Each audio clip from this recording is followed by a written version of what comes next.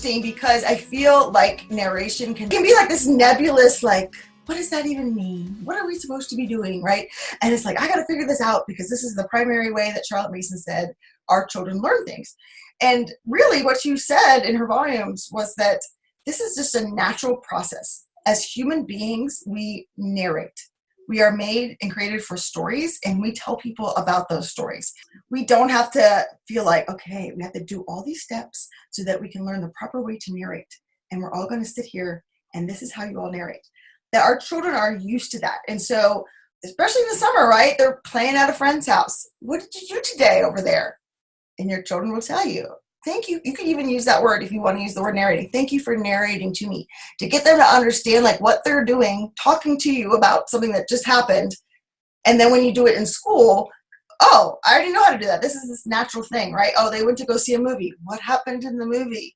What happened at grandma's house this weekend? Whatever it is, get them used to that talking and saying, this is narrating. That's what you're doing, right? And then in the fall, you know, if you look on the teacher's guide, I go through kind of a whole step with Form 1 of step-by-step how to get started.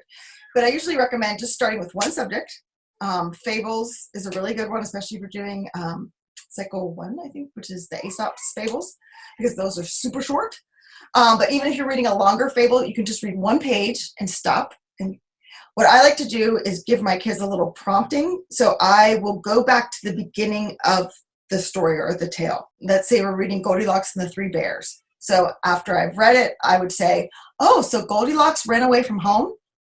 And then I'll stop and let them take over.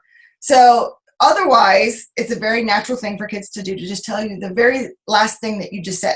So you'd be like, read Goldilocks and the Three Bears. Be like, okay, so what happened? They'd be like, yeah, Goldilocks got scared from Papa Bear and ran off. Well, there's a whole bunch more to that story, right? But if you help them go back to the beginning, that will really help. And just so you know, you said your youngest boy is 7. It does take time. So be patient with it. So those of you who've been here before have heard the story, but one of my children, when she was 6 and we started formal lessons, it took her 6 months to narrate to me. 6 months of, I don't know. I'm like, I never got learn. What was I doing actually? You know, I thought I was going to die because she was not being able to tell me. And then just one day out of the blue, we were reading Birch's Bird Book, and she said, I don't know. And I said, oh, that's too bad. This was a really good story. I'm sorry you missed it. And she started laughing. I'm like, what's so funny? She's like, well, I was listening. And she just went and told me this beautiful narration.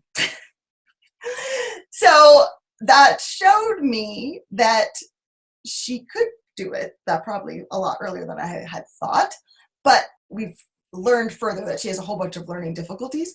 But that was her first reaction, was I don't know, because she is a slow processor. So when I asked her what happened right after she finished listening to it, I don't know, like that caught her off the hook because her brain was still taking in everything I just said. So right now she's always the last child to narrate. I have other ones who, you know, I usually will hear them first, or if it's a book that she's reading by herself or to me, you know, we'll just sit for a minute.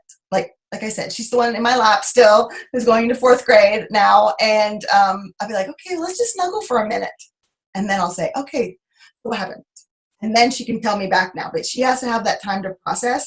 So it really does, I think, sometimes take a while to kind of learn your child's bent too. But a 7-year-old boy too is probably going to take time, a couple months, to learn to be able to do that well. And also too, not every child is going to be able to narrate the same.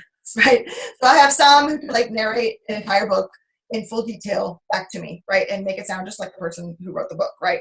And then, you know, I have one who really struggles. And so I have different expectations, obviously, for what those two children are going to be telling me back. So you were saying your child cries. So one of the things that helped her too at first, the one that I've been talking about here, was she would tell what happened to her dolls. So I would have her, well, I already heard that, so I know what happens, but our American Girl doll, Julie, she doesn't know what happened, so why don't you tell her? She'd be like, okay. So, like, no pressure to tell the doll, right, or the dog, but she also loves to pretend she has a YouTube channel. So if, you know, depending on the mood of the day, if we're struggling, I will just say, well, why don't you put this on your YouTube channel? So she'll just make a video on my phone, but she thinks it's going on YouTube. I don't know. One of these days she'll figure out it doesn't actually go anywhere. But, make a video on my phone. Hi guys, welcome to my channel. Today I'm going to tell you the story of what happened to King David. And she'll just, and at the end she's like, hey, make sure you subscribe down below. I mean, it's hilarious. To make it so it's not this pressure thing, right?